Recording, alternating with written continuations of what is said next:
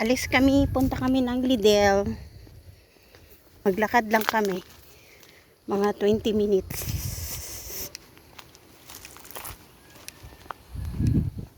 Tawag dito. Kasama yan si sir. Hindi ko alam. Nauna lang. Biglang dumating kagabi. Hindi pa nakaayos yung bed.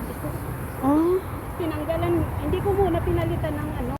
Oh, nagpunta kami sa Wala pa ako pang sapin. nagbitbit, nagbilis na. Pampalaki ng braso ko, guys. Pampalaki ng braso. So, nakalimutan namin mag-video doon sa loob kasi na-busy kami. Ang lalagyan, ganon mo na lang. May dalawang box doon na ano.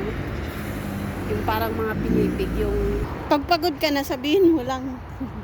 Ako naman. Hindi masayang yung lakad natin. So, naglakad na kami. Kaya nasa alam mong tulog yung matanda ngayon. O, tapos sabihin, bakit ka bumili ng ano,